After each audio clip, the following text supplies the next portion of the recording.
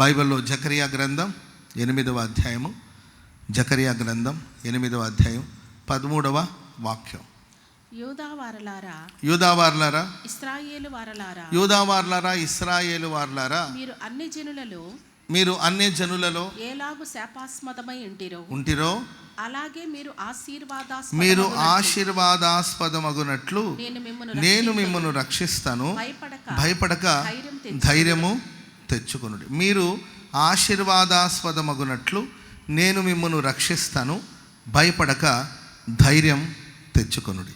ఆమెను చెప్పండి గట్టిగా. రెండవదిగా నేను మిమ్మల్ని రక్షిస్తాను. మూడవదిగా మీరు భయపడక ధైర్యంగా ఉంటారు. ఆమెను చెప్పండి గట్టిగా. మిమ్మల్ని నేను ఆశీర్వాదాస్పదమగునట్లు నేనే మిమ్మల్ని రక్షిస్తాను, మీరు భయపడకుండా ధైర్యం తెచ్చుకోండి. మనల్ని రక్షించేది ఎవరు? చెప్పాలి. మనల్ని రక్షించేది ఎవరు? నోరు తెరిచి చెప్పండి. యేసయ్య మనల్ని రక్షిస్తాడు. పక్కన మనం యేసయ్య మిమ్మల్ని రక్షిస్తాడు, యేసయ్య మిమ్మల్ని రక్షిస్తాడు, యేసయ్య మిమ్మల్ని ఆశీర్వదిస్తాడు, యేసయ్య మిమ్మల్ని ఆశీర్వదిస్తాడు. మీరు ఆశీర్వాదాస్పదముగా ఉండబోతున్నారు, ఆశీర్వాదాస్పదముగా ఉండబోతున్నారు. మనం చేయవలసింది ఏం తెలుసండి? భయపడకుండా ధైర్యంగా ఉంటే చాలు. ఇది ఒక్కటి మన దగ్గర నుండి ఆయన ఎక్స్పెక్ట్ చేస్తాడు ప్రభు. మన దగ్గర నుండి ప్రభు భయపడకుండా ధైర్యంగా ఉండండి, ధీమాగా ఉండండి, ధైర్యంగా ఉండండి, ధైర్యంగా ఉండండి. ఒకవేళ భయంగా ఉంటే ధైర్యం తెచ్చుకోండి. దేవుని వాక్యాన్ని బట్టి, దేవుని కృపను బట్టి, ప్రభువును బట్టి ధైర్యం తెచ్చుకోండి. Praise the Lord. ఆయనే రక్షిస్తాడు, ఆయనే కాపాడుతాడు. నిన్ను నన్ను మనలందరినీ ఆశీర్వాదాస్పదముగా ప్రభు ఉంచబోతున్నాడు. గతంలో కొందరు మనల్ని చూసి ఈ మనుషుడు వచ్చాడేంట్రా బాబు, కొందరు మొహం చూస్తేనే మన మొహాలు మాడిపోతూ ఉంటుంది. అర్థమైందండి? ఈడు వచ్చాడేంట్రా బాబు, ఎవరో వస్తారని మనం ఎక్స్పెక్ట్ చేస్తే ఈయన వచ్చాడేంట్రా బాబు అంటే అతడు శుభ సూచన కాదు. పాస్టర్ గారండి ఈయన పట్టుకొచ్చారేంటండి, ఆ మనుషుడు వస్తే మాకు శుభం కలగదండి, వీళ్ళతో పంపించారేంటండి కబరు, ఆ నోట మాట వస్తే అంత జీవపు ఊట కాదు ఆ మాట, వాళ్ళ మాట వేదన కలిగిస్తే, ఆయన చూస్తేనే ఇరిటేషన్ వస్తుంది, ఆయన చూస్తేనే అలాంటి ఫీల్ వస్తూ ఉంటుంది, ఆయన చూస్తేనే చిరాకు వస్తుంది అని ఒక శాపాస్పదంగా, నీవు శుభ సూచనగా కాకుండా ఈయనేదో ఒక శాప సూచనగానో లేకపోతే వేదన సూచనగానో ఉండేవాడు కదా అని ఒకప్పుడు మనల్ని గురించి మనుషులు మాట్లాడుకున్నారేమో. ఎక్కడైతే శాపాస్పదముగా మనం జీవించామో ప్రియులరా, అదే చోట దేవుడు నిన్ను నన్ను ఆశీర్వాదాస్పదమగునట్లుగా ప్రభు చేయబోతున్నాడు. హల్లెలూయా. ఈ రాత్రి నేను ప్రార్థన చేసుకుంటే దేవుడు ఈ చక్కని మాట నాకు ఇచ్చారు. నేను ఉదయాన్నే ఆరాధనకి ప్రార్థన చేసుకుని బయటకు వస్తుంటే ఒక తల్లి ఒక చిన్న ఆఫరింగ్ తీసుకుని, కానుక తీసుకొచ్చి నన్ను కలిసింది. ఒక తల్లి ఆల్రెడీ ఇక్కడ కూర్చొని ఉంటారు. ఆ తల్లి నాతో చెప్పింది, అయ్యా నా కుమారుడు విచ్చలవిడిగా జీవిస్తూ నిష్ప్రయోజనకరంగా ఉంటూ నన్ను ఎంతో ఇబ్బంది పెట్టి, నన్ను ఎంతో బాధ పెట్టి, బాధపడుతూ నిష్ప్రయోజనంగా జీవిస్తూ ఉండేవాడు. కానీ అతని కోసం నేను తరచుగా ప్రార్థన చేశాను. దేవుడు నా బిడ్డను మార్చాడు, నా బిడ్డను ప్రయోజనకరమైన వ్యక్తిగా ప్రభు మార్చాడు. ఆ బిడ్డకు ఒక మంచి ఉద్యోగాన్ని ప్రభు ప్రసాదించాడు. వాడు ఉద్యోగం చేసిన ఆ జీతం నుండి ఒక చిన్న చిరు కానుక నేను తీసుకొచ్చాను. ఒకప్పుడు బాధ పెట్టినవాడు, ఒకప్పుడు వేదనకు గురి చేసినాడు, ఒకప్పుడు నిష్ప్రయోజకుడు, ఒకప్పుడు పనికిరాని పరిస్థితులు ఉన్నాడు, తల్లి గుండెలో వేదన కలిగించినవాడు ఈరోజు తల్లి గుండెకు ఆదరణ కలిగేటట్లుగా వాడు మారిపోయాడని ఆ తల్లి కంటి నిండా నీళ్లు పెట్టుకుని సాక్ష్యం ఇచ్చింది. ఎవరెవరు తల్లిదండ్రులకి, ఎవరెవరు సమాజానికి, ఎవరెవరు సంఘానికి వేదనగా మారారో వారందరిని దేవుడు ఆశీర్వాదాస్పదముగా ప్రభు ఈ మాసంలో మార్చబోతున్నాడు. నిన్ను నన్ను దేవుడు ఆశీర్వాదాస్పదముగా ప్రభు మార్చబోతున్నాడు. దాని కొరకు ప్రభు నిన్ను రక్షించబోతున్నాడు. భయపడకుండా నీవు ధైర్యం తెచ్చుకోవాలి. హల్లెలూయా. ఒకప్పుడు ఎందుకు వచ్చాడా అని బాధపడిన వాళ్ళు ఈరోజు రాకపోతే బాధపడాలి. ఆమెను చెప్పడం గట్టిగా. ఒకప్పుడు వీడు ఎందుకు వచ్చాడరా బాబు అని ఫీల్ అయిన వాళ్ళు అయ్యో ఈరోజు ఎందుకు రాలేదు అని ఆలోచించాలి. వీడెందుకు నాకు ఎదురుగా వచ్చాడు, మంచి కార్యానికి వెళుతున్నాను, వీడు అపశకునులాగా ఈడొచ్చాడేంటి అని బాధపడిన వాళ్ళు, ఒరే బాబు వీడు రాకపోతే బాగోదు, ఈవిడ రాకపోతే బాగోదు, ఈమె ఉంటే తలనొప్పిగా ఫీల్ అయిన వాళ్ళు ఈమె లేకపోతే తలనొప్పిగా మారేటట్టుంది, ఖచ్చితంగా ఈవిడ ఉండాలి, ఖచ్చితంగా ఈయన ఉండాలి, ఖచ్చితంగా ఈ కుటుంబం ఉండాలి అని ఒక ఆశీర్వాదాస్పదముగా జనములకు జాతులకు నీవు ఆశీర్వదించబడమే కాకుండా ఆశీర్వాద సూచనగా ప్రభు నిన్ను మార్చునుగాక. శుభ సూచనగా ప్రభు నిన్ను మార్చునుగాక, మార్చునుగాక, మార్చునుగాక. దేవుడి వాగ్దానం నీ జీవితంలో ఈ మాసంలో నెరవేర్చునుగాక, నెరవేర్చునుగాక, నెరవేర్చునుగాక. Praise the Lord. ఒకప్పుడు కూరలో కరివేపాకలాగా తీసి పక్కన పడేసిన వాళ్ళు ఇప్పుడు నీవు లేకపోతే కూరే లేదు. ఆమెను చెప్పడం గట్టిగా. ఒకప్పుడు కూరలో కరివేపాకలాగా తీసి పక్కన పడేసి వీడు పెద్ద విషయమే కాదు, వీడు సబ్జెక్ట్ పెద్ద సబ్జెక్టే కాదు, వీడు టాపిక్ పెద్ద టాపికే కాదు అని తీసి పక్కన పడేసిన వాళ్ళు నువ్వు లేకపోతే, నీవు రాకపోతే, నువ్వు లేకపోతే ఆ నిండుతనం రాదు. నీవు రావాలి, నీవు ఉండాలి అని కోరుకునేటట్లుగా ప్రభు కార్యం చేయనుగాక. మంచిది. ఒక 2-3 మాటలు మీకు నేను చెప్తాను. Praise the Lord. హల్లెలూయా. పరిశుద్ధ గ్రంథంలో ఆశీర్వాదాస్పదముగా మారి దేవుని చేత ఆశీర్వదించబడిన ఒక వ్యక్తిని బైబిల్లో మనం చూస్తాం. అతడు ఇస్సాకు. చాలామంది భక్తుల గురించి బైబిల్లో మనం చదువుతాం. నేను ఈరోజు ఇస్సాకు గురించి కొన్ని మాటలు మీకు చెప్పాలని ఆశిస్తున్నాను. ఇస్సాకును దేవుడు ఆశీర్వదించారు. ఇస్సాకు సంతతిని దేవుడు ఆకాశ నక్షత్రాల వలె విస్తరింపచేశాడు. ఇస్సాకు సంతతి వలన భూమి యొక్క వంశాలన్నీ ఆశీర్వదించబడ్డాయి. ఆమెను చెప్పండి గట్టిగా. అబ్రహాంతో దేవుడు అదే వాగ్దానం చేశాడు, ఇస్సాకుతో దేవుడు అదే వాగ్దానం చేశాడు, యాకోబుతో కూడా అదే వాగ్దానం చేస్తున్నాడు. నీ ద్వారా, నీ సంతతి ద్వారా. ఇశ్రాయేల్ దేశం చాలా చిన్న దేశం, చాలా, అది పెద్ద దేశమేం కాదు. ఇశ్రాయేల్ దేశానికి ఎవరెవరు వచ్చారు గతంలో? ఇశ్రాయేల్ దేశానికి వచ్చిన వాళ్ళు ఎవరైనా ఉన్నారో చేతులు ఎత్తండి. ఇశ్రాయేల్ దేశానికి వెళ్ళారమ్మా? ఇశ్రాయేల్ దేశానికి వెళ్ళిన వాళ్ళు ఎవరైనా ఉన్నారా మనోళ్ళు? చాలా సంతోషం. మళ్ళీ మార్చి నెలలో వెళుతున్నారు. ఏంటంటే తరచుగా సంవత్సరానికి 1-2 సార్లు వెళుతూ ఉంటారు. పైసలు ఉంటే చూసుకోండి, వెళ్ళొచ్చు యెరూషలేముకి. పైసలు లేకపోతే ఏం పర్వాలేదు, ఏం బాధపడద్దు, డైరెక్ట్గా నాతో పాటు నూతన యెరూషలేముకి వస్తారండి. Praise the Lord. ఇశ్రాయేల్ దేశం చాలా చిన్న దేశం, చాలా చిన్న దేశం ఇశ్రాయేల్ దేశం. కానీ ప్రియులారా, ఆ ఇశ్రాయేల్ దేశం దేవుడు ఎంతగా ఆశీర్వదించాడంటే, ఇశ్రాయేల్ దేశంలో ఆ దేశ ప్రధానికి జలుబు చేసినా అది పెద్ద టాపికే. Praise the Lord. ఇశ్రాయేల్ దేశ ప్రధానికి జలుబు చేసిందంట. ఎవరు ఇశ్రాయేల్ దేశ ప్రధాని? Benjamin Nathaniel. ఆయనకి జలుబు చేసినా కూడా పెద్ద టాపిక్. బెంజమిన్ గారికి జలుబు చేసిందంట. అంతా అది టాపికే. ఆయన కొంచెం మొహం కలత పడిందని కూడా అది పెద్ద టాపిక్. ఎందుకు అలా ఉన్నాడు, ఈ మధ్య ఏంది అలా ఉన్నాడు, అసలు ఏం జరుగుతుంది, ఏమైనా జరుగుతుందని ప్రపంచమే మాట్లాడుకునే స్థాయిలో, చిన్న దేశాన్ని గురించి ప్రపంచం మాట్లాడుకునే స్థాయికి దేవుడు ఆ దేశాన్ని ఆశీర్వదించాడు. చెప్పండి కూడా మందిరం గట్టిగా గట్టిగా హల్లెలూయా, హల్లెలూయా. ప్రియులారా, చిన్న దేశం ఇశ్రాయేల్ దేశం. ఆ దేశాన్ని మ్యాప్లో లేకుండా తుడిచేస్తాను అని హిట్లర్ ఆలోచించాడు. విపరీతంగా వాళ్ళని హింస పెట్టాడు. ఆ దేశాన్ని విపరీతంగా బాధ పెట్టాలని చూశారు. మ్యాప్లో, ప్రపంచ పటంలో ఆ దేశమే లేకుండా తుడిచేస్తానని చెప్పి యూదులందరిని చంపాలని కంకణం కట్టుకున్నాడు. ప్రియులారా, ఈరోజు హిట్లర్ పేరు అసహ్యతను కలిగిస్తుంది. తన దేశంలో, జర్మనీలో, తన దేశంలో ఆయన పేరు వినడానికే విసుక్కుంటారు జనాలు. ఆయన పేరు వింటేనే అసహ్యం కలుగుతుంది. ఆయన పేరు కూడా ఎవరు ప్రస్తావించరు. తన దేశంలో తనకు విలువ లేకుండా పోయింది. కానీ ఇశ్రాయేలు దేశాన్ని ఎవరు అణిచివేయలేకపోయారు, ఆపలేకపోయారండి. ఆ దేశం విస్తరిస్తుంది. ప్రపంచానికి ఆశీర్వాదాస్పదముగా దేవుడు యూదా వారిని, ఇశ్రాయేలు వారిని ప్రభు మార్చాడు. స్తోత్రం చెప్పండి అందరూ గట్టిగా. హల్లెలూయా. ఇస్సాకు అంటే అబ్రహాము, ఇస్సాకు, యాకోబు ఆ వంశావళిని దేవుడు దీవించి వారి ద్వారా దేవుడు ప్రపంచాన్ని ఆశీర్వదించాడు. ఆ దేశాన్ని తన కోసం ఏర్పరచుకున్నాడు. ఆ జనమును తన కోసం ఏర్పరచుకున్నాడు. లోకరక్షకుడైన క్రీస్తు ప్రభులు వారు ఆ జనములో నుండి వచ్చాడు. ప్రపంచాన్ని పరిపాలించే దేవుడు. ప్రియమైన వాళ్ళారా, మరి ఆ విధంగా నువ్వు తగ్గినా, నువ్వు తుమ్మినా ఏంటండి, నువ్వు పెద్ద సబ్జెక్ట్ అవుతావు. అంతే. ఆమెను చెప్పడం గట్టిగా. అయ్యో, ఆ సిస్టర్ ఎందుకు దగ్గారు, ఆ బ్రదర్ ఎందుకు దగ్గారు, ఏమైందమ్మా, దగ్గుమందు తాగుతావా? Praise the Lord. నిన్ను నిరాకరించి, నిన్ను తృణీకరించి, నిన్ను భూమి మీద లేకుండా చేయాలి, నీ పేరు లేకుండా చేయాలి. నీ పేరు ప్రస్తావనే రాకూడదు.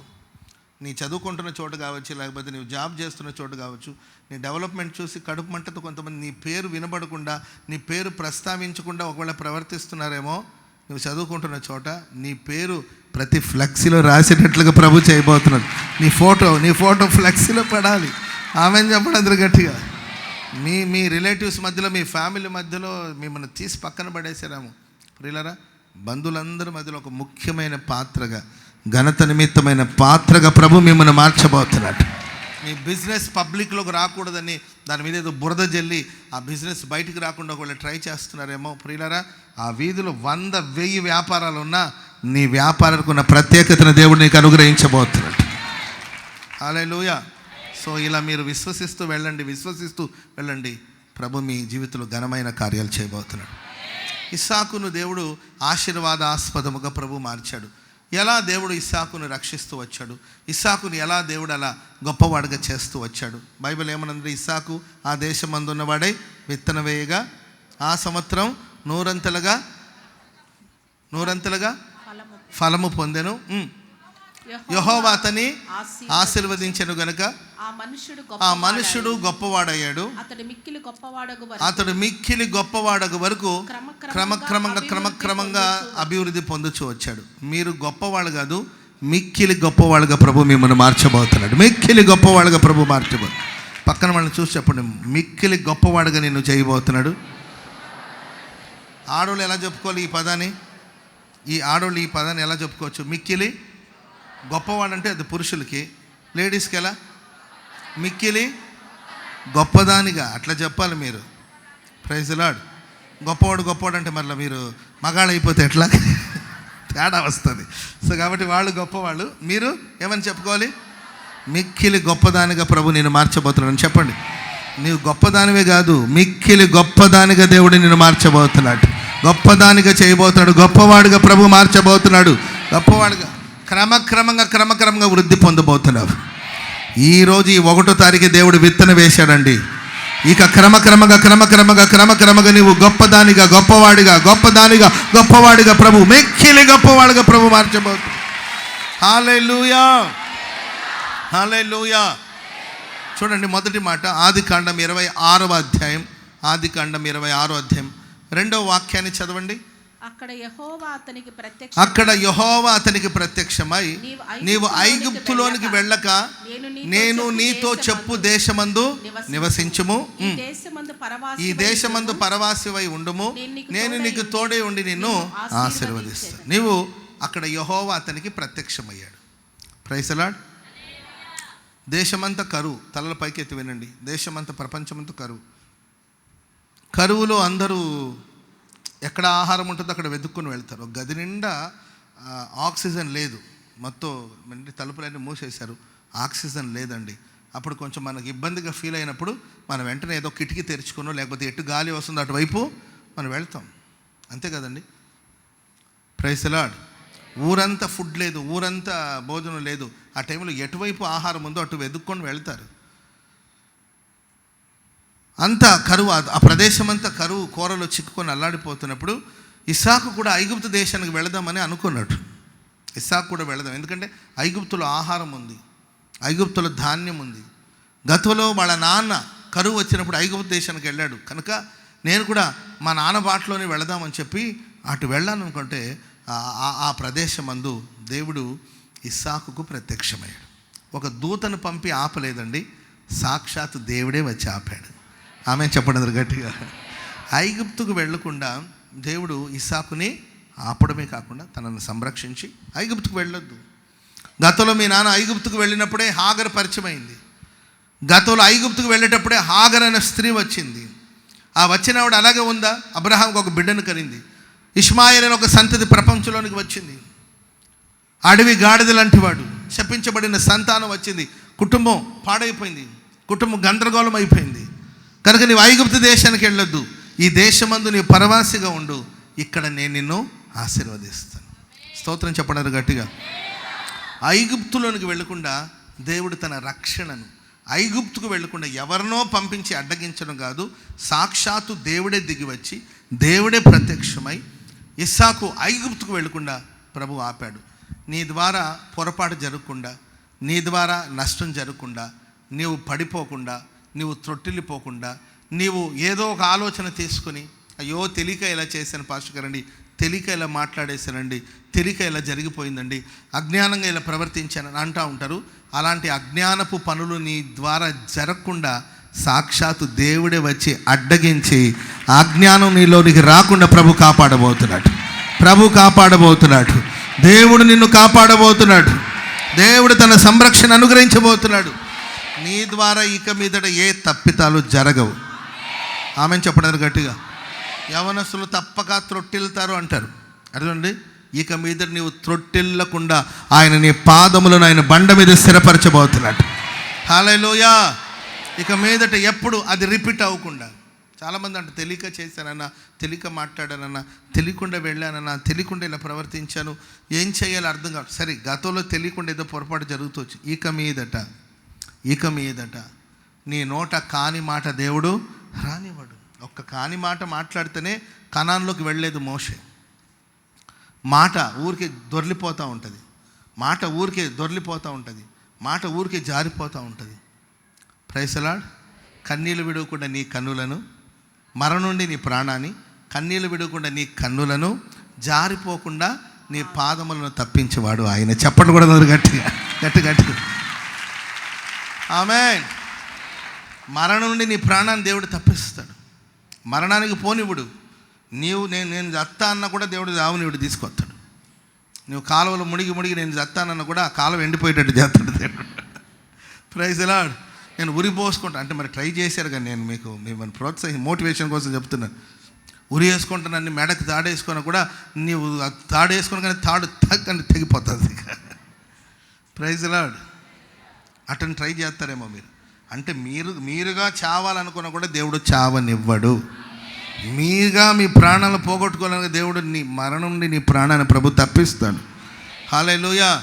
ఊరికి చిన్నదానికి పెద్దదానికి ఏడుస్తూ ఉంటారు. తల మీద పెద్ద కొండ, మట్టి కుండ ఒకటి ఉంటుంది. ఇక మాటికి ముందు ఏడుస్తూ ఉంటారు. కళ్ళలో నీళ్ళు ఎప్పుడు తిరుగుతూ ఉంటుంది. ఎప్పుడు ఏది చిన్నపిల్లలు ప్రతి చిన్నదానికి వాళ్ళ కళ్ళలో నీళ్ళు తిరుగు. చీమ కుట్టినా కళ్ళలో నీళ్ళు తిరుగుతుంది. ఆకలి వేసిన కళ్ళలో నీళ్ళు తిరుగుతుంది. ఊపిరాడకపోయిన కళ్ళలో నీళ్ళు తిరుగుతుంది. కూటంలో కళ్ళలో నీళ్ళు తిరుగుతుంది. మందిని చూసిన కళ్ళలో నీళ్ళు తిరుగుతుంది. అన్నిటికీ కళ్ళలో నీళ్ళు తిరుగుతుంది. చిన్నపిల్లలు మీరు అలా ఉండరు. ఇంకా నీ కళ్ళల నుండి ప్రతి నీటి బొట్టి బయటికి రావాలని అది దేవుని ప్రమయాన్ని బట్టే రాబోతుంది. కన్నీళ్లు విడవకుండా నీ కన్నులను దేవుడు కాపాడుతాడు. నీ కన్నీటికి కారణమైన సమస్యలను దేవుడు కొట్టివేయబోతున్నాడు. దుఃఖాన్ని సంతోషముగా ప్రభు మార్చబోతున్నాడు. జారిపోకుండా నేను జారిపోతానంటే దేవుడు జారనివ్వడు. Praise the Lord. మీ చేతిని లేకపోతే మిమ్మల్ని గట్టిగా దేవుడు పట్టుకొని ఉంటాడు. నేను జారిపోతానన్న కూడా దేవుని చేతులు నీ ఉండబోతున్నావు. జారిపోకుండా నీ పాదాలు దేవుడు స్థిరపరచబోతున్నాడు. ఆమేన్. నేను పోతా, ఐగుప్తు పోతా అంటే నిన్ను పోనివ్వను, నేను పంపను, నేను వెళ్ళకూడదు. అయ్యా మరి ఇక్కడ కరువు, అది నేను చూసుకుంటాను. ఇక్కడ నాకు ఈ ప్రాబ్లం నేను చూసుకుంటాను. ఇదే స్థలమందు నేను నిన్ను ఆశీర్వదిస్తాను. హల్లెలూయా. అండ్ ప్రియులరా, 26వ అధ్యాయము 6వ వచనం చదువుదామా. 26. ఇస్సాకు గెరారులో నివసించాడు. ఆ చోటు మనుషులు తన భార్యను చూసి ఎవరని అడిగినప్పుడు ఆమె నా సహోదరి అని చెప్పి ఏమని చెప్పాడు? సహోదరినా? ఆమె సహోదరినా ఏంటండి? ఏమని చెప్పాడు? ఎందుకు చెప్పాడమ్మ అట్లా? ఎందుకనగా రిబ్కా చక్కనిది కనుక. చక్కనిది అయిపోతే, చక్కనిది అయితే చెల్లి అయిపోతుందా? చెప్పండి. భార్య చక్కనిది అయితే చెల్లి అయిపోతుందా? రైమింగ్ బాగుంది చూడండి, ఇది గుర్తుపెట్టు. చక్కనిది అయినంత మాత్రానికి చెల్లి అయిపోతుందా? చక్కనిది కనుక ఆ చోటి మనుషులు ఆమె నిమిత్తం నన్ను చంపుతారు. ఎందుకయ్యా నీకు ఊరికి అనవసరమైన భయాలు? ఆమె చక్కనిది కనుక ఆ చోటు మనుషులు ఆమె నిమిత్తం నన్ను చంపుదరేమో అనుకుని తన భార్య అని చెప్పుటకు అని భార్య అని చెప్పుకోవడానికి ఎందుకయ్యా భయం? Praise the Lord. కొంతమంది భర్త అని చెప్పుకోవడానికి సిగ్గుపడుతుంటారు. ఎవరమ్మా ఈయన అంటుంటే, అన్న ఎలా ఉన్నారు అంటుంది. అమ్మ ఆయన ఎవరమ్మా అంటే, అందరూ బాగున్నారు అన్నయ్య అంటుంటారు. నేను బాగున్నాను కానీ ఆయన ఎవరమ్మా అంటే, ఆయన నా పిల్లల తండ్రిలే. లేదండి, పిల్లల తండ్రి ఏంటమ్మా అంటే, పిల్లల తండ్రి అంటే భర్తే. అన్నీ ఎలా చెప్పగలుగుతాం? అర్థం చేసుకోవాలి మీరంటే. అదేంటమ్మా నీ భర్త అని చెప్పుకోవడానికి నువ్వు ఎందుకు ఇబ్బంది పడుతున్నావు అంటే, పాపం ఆ భర్త కొంచెం పెద్ద ఆయనలాగా ఉన్నాడు. పాపం ఆయన పెద్దగా పట్టించుకోక ఏంటండి, జుట్టు రాలిపోతున్న పట్టించుకోనికి ఆయనకి అంత టైం ఆడింది. పాపం కొంచెం పట్టించుకుంటే జుట్టు రాలిపోయి కొంచెం బట్టతలు వచ్చేసి రాత్రి మగలు కష్టజీవి కాదండి, పనిచేసి కొంచెం మొహం అంతా నల్లగా అయిపోయి కొంచెం పొట్ట వరకు మాత్రమే ముందు వచ్చి కాళ్ళు చేతులు కొంచెం సన్నగా ఉండి ఆయన కొంచెం అంకుల్ లాగా ఉన్నాడు. ఈమెమో పాపం టీనేజ్ గర్ల్ లాగా ఉందనమాట. ఈమె కొంచెం యంగ్గా ఉంటుంది. ఎందుకంటే ఇదే పని, ఇంకా మొఖానికి టమాటో రుద్దడం, బప్పాసికాయ రుద్దడం, కాకరకాయ రుద్దడం, ఇదే పనిలో ఉంటుంది. ఇంక వేరే పనే ఉంటుందండి. ఇదే పనిలో ఉంటే కొంచెం ఈమె కొంచెం చక్కగానే ఉంటుంది. చక్కందే, నేను కాదంట్లా. Praise lord. ఆయన కొంచెం అంత మాత్రానికి మరి భర్త కాకుండా చెప్తాడో చెప్పండి? భర్త అని చెప్పుకోవడానికి సిగ్గు, భార్య అని చెప్పుకోవడానికి కొంతమందికి సిగ్గు. చేసిన ఒక చిన్న తప్పు చూడండి, తన భార్య అని చెప్పుకోవడానికి భయపడ్డాడమ్మా, భయపడాను అనమాట. మరి మీరు భయపడ్డాడంట. భయం ఎందుకంటే చంపేస్తారేమో, ఆ అమ్మాయి వల్ల నన్ను చంపేస్తారేమో అనే భయం. ప్రియులారా, విదేశాల్లో ఉన్నప్పుడు, మనది కాని దేశంలో మనం ఉన్నప్పుడు మనకి ఇలాగే ఉంటాయి సమస్య. ప్రతిదానికి భయం, ప్రతిదానికి కలవరం, చంపేస్తారేమో. కొంతమందికి ఒకటే భయం, వాళ్ళు చంపేస్తారేమో, వీళ్ళు చంపేస్తారేమో అని. Praise Lord. మన జీవం దేవుని కృపలో దాచబడి ఉంది. చెప్పండి కూడా ముందు గట్టిగా. యెహోవాయే నాకు వెలుగును, యెహోవాయే నాకు రక్షణ అయి ఉన్నాడు, నేను ఎవరికి భయపడదును, నరులు నన్ను ఏమి చేయగలరు? ఆమేన్. మనుష్యులు ఎవరు మనల్ని ఏమి చేయలేరు. నీ తల నుండి ఒక తల వెంట్రుకలు రాలాలన్నా దేవుడు అనుమతి ఇవ్వాల్సిందే. చప్పట్లు కొడుతూ ప్రభుకు స్తోత్రం చెప్పండి గట్టిగా. హల్లెలూయా. నీ తలలో ఉన్న ప్రతి తల వెంట్రుకల దేవుడు లెక్కించి ఉన్నాడు. ఆయన సెలవు లేకుండా, ఆయన అనుమతి లేకుండా ఒక తల వెంట్రుకలు కూడా రాలదు. ప్రభు నిన్ను కాపాడబోతున్నాడు. ఇస్సాకు, ఎందుకు భయపడుతున్నావు? రిబ్కా, నీవెందుకు భయపడుతున్నావు? ఆయనంటే తెలివి లేనివాడు చెప్పాడు అనుకో, నీవైనా చెప్పాలిగా. ఆయన ఏం తెలివి లేకుండా చెప్పాడు అనుకో, నీవు ఏమయ్యా భార్యను పట్టుకుని చెల్లి అంటావేంటి? ఏంటి బంధాలు ఏంటి చెప్పు? చూసేవాళ్ళు ఏమనుకుంటారు? ఆయన వాళ్ళకి భయపడ్డం ఏంటి అని చెప్పాలి కదా. ఈ అమ్మాయి ఏం చేస్తుందంటే, భర్త ఏం చెప్తే పాపం భార్యది అంతే. నేను ఇక్కడ చెప్తానండి, కొన్నిసార్లు మనం చేసే చిన్న తప్పులు. ఇస్సాకు అనుకుంటే చిన్న తప్పే కదా, ఒక చిన్న మాటే కదా. ఓకే, ఈమెమో చెల్లి, ఈమెకు అప్పటికి 2 పిల్లలు ఉన్నారు. పిల్లలు ఉన్నారా లేరమ్మా? ఉన్నారా పిల్లలు? పిల్లలు ఉన్నారు కదా.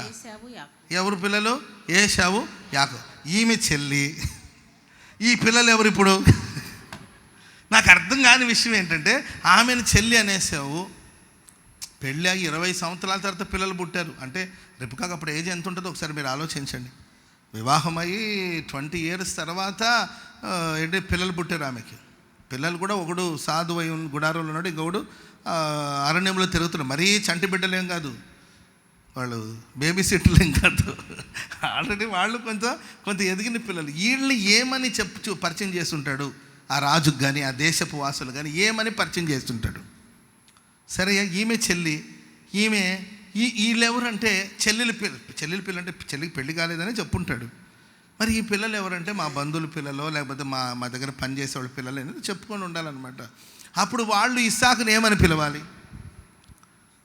ఏంటండి, అమ్మ నాన్న చెప్పారు ఇస్సాకుకి, నాన్న రూమ్లో డాడీ అని పిలవాలి, బయటకు వస్తే సార్ అని పిలవాలి. అంటే పిల్లలకే చిన్నప్పటి నుండి అబద్ధాలు నేర్పించారు అనుకోండి, అంతే కదండి. పిల్లలకి నేను అమెరికా వెళ్ళినప్పుడు నాకు అక్కడ ఒక ఫ్యామిలీ, ఒక కుటుంబం ప్రార్థన చేయడానికి వెళ్తే అక్కడ బ్రదర్ నాకు చెప్పాడు, చాలా నాకు మంచి అనిపించింది ఆ మాట. అన్నా, మా పిల్లలు మేము ఫ్రీగా వదిలేసాము. ఎందుకంటే ఇక్కడ కల్చర్ వేరు, మన కల్చర్ వేరు, మన భారతదేశపు పద్ధతులు వేరు, ఇక్కడ దేశ పద్ధతులు వేరు. వీళ్ళు ఇక్కడే పుట్టారు, ఇక్కడే పెరిగారు. మన కల్చర్ లాగా మీరు ఇలా ఉండాలి, అలా ఉండాలి అని చెప్పి మనం వాళ్ళని స్ట్రిక్ట్ చేస్తుంటే, పిల్లలు ఏం చేస్తున్నారంటే ఇంటికి వచ్చినప్పుడు మనలాగా ఉంటున్నారు, స్కూల్కి వెళ్ళినప్పుడు వాళ్ళలాగా ఉంటున్నారు. మీకు అర్థమైందండి? ఇలా ఉండాలి అని క్రమశిక్షణ చెప్తే, ఇదే క్రమశిక్షణ అక్కడ మెయింటైన్ చేస్తే బాగుంటుంది. అక్కడికి వెళ్ళగానే ఆ పిల్లలతో కలిసి వాళ్ళలాగా ఉంటున్నారు, ఇక్కడికి రావగానే అమ్మ తిడతాదనో నాన్న తిడతాడనో మనలాగా ఉంటున్నారు. వాళ్ళకి వేషధారణ మేమే నేర్పినట్టున్నాం. కాబట్టి ఉంటే మా కల్చర్లోనే ఎదగాలి 100%, లేదా అక్కడ కల్చర్తోనైనా అనుగుణంగా వెళ్ళాలి. కనుక మేము వాళ్ళకి ఏ నిర్బంధం కలిగించట్లేదు, చెప్తున్నాం. ఆ తర్వాత వాళ్ళు డిసిషన్ వాళ్ళది, తీర్మానం వాళ్ళది, నిర్ణయం వాళ్ళది. ఇలా ఉంటే మనం బాగుంటాం. ఇది మన సంప్రదాయాలు, ఇది మన పద్ధతులు, మనం పెరిగిన వాతావరణం, బైబిల్ చెప్పే సత్యాలు ఇవి. ఇలా ఉండాలని చెప్తున్నాం. అది అనుసరించాలో లేదో అనేది పిల్లలు ఎంపిక చేసుకోవాలి. స్తోత్రం చెప్పండి అందరూ గట్టిగా. మనమే పిల్లలకి అబద్ధాలు నేర్పుతూ ఉంటే, మనమే అబద్ధాలు చెప్తుంటే వాళ్ళ జీవితాలు అబద్ధాల మీద కట్టబడదా? చూడండి, ఒక పెద్ద సమస్య వచ్చి పడింది. మనం అనుకుంటాం చిన్న అబద్ధమే కదా, చిన్నదే కదా, చిన్న తప్పే కదా అని మనం అనుకుని చిన్నదే కదా అనుకుంటాం. ఆ చిన్నది కుటుంబాన్ని చిన్న భిన్నం చేసే ప్రమాదం ఉంటుంది. ఒక అబద్ధాన్ని కప్పివేయడానికి కోసం ఇంకొక అబద్ధం, ఒక తప్పుని కప్పిపుచ్చడానికి కోసం ఇంకొక తప్పు, తప్పుల మీద తప్పులు, తప్పుల మీద తప్పులు, తప్పుల మీద తప్పులు జరుగుతూ ఉన్నాయి. క్షణక్షణం భయం. భార్యతో మాట్లాడాలన్నా భయపడి మాట్లాడాల్సి వస్తుంది. భార్యతో ఎన్ని పలకరించాలన్నా, సంభాషించాలన్నా, సరదాగా మాట్లాడుకోవాలన్నా మొత్తం రౌండ్గా 360 డిగ్రీలో చూసుకోవాలన్నమాట. ఎవరైనా ఉన్నారో లేదు చూసుకొని ఆ తర్వాత రిపుకా అంటే తలుపులు వేసావా మరి ప్రేమగా మాట్లాడాల్సి తలుపులు వేసావా, కిటికీలు వేసావా, ఎవడని చూసాడనుకో లేనిపోని ప్రమాదం అని చెప్పి క్షణక్షణం ఏదో నీలో ఉన్న ఒక బలహీనతను బట్టి భయపడుతూ వచ్చావేమో. ఇక మీదట భయపడవలసిన అవసరం లేదు. నీ బలహీనతను బట్టి నువ్వు కృంగిపోవలసిన అవసరం లేదు. దేవుడే నీకు గొప్ప సంరక్షణ అనుగ్రహించబోతున్నాడు. స్తోత్రం చెప్పడం గట్టిగా. నీవు ఆశీర్వాదాస్పదముగా ఉండడానికి కోసం నా దేవుడు నీలో ఉన్న బలహీనతలన్నిటి నుండి నేను విడిపించబోతున్నాడు. నీవు చేసిన ప్రతి తప్పితాల నుండి దేవుడు నీకు విడుదల దయచేయబోతున్నాడు. దేని గురించి అయితే ఇప్పటివరకు భయపడుతూ వచ్చావో ఆ భయాన్ని నీలో నుండి దేవుడు కొట్టివేయబోతున్నాడు. ధైర్యంతో నువ్వు ముందుకు సాగబోతున్నావు. నీ పిల్లలు ధైర్యంగా నిలిచి నిన్ను అమ్మా నాన్నని పిలిచే వాతావరణం దేవుడు అనుగ్రహించబోతున్నాడు. హల్లెలూయా. కుటుంబ వ్యవస్థను దేవుడు కట్టబోతున్నాడు.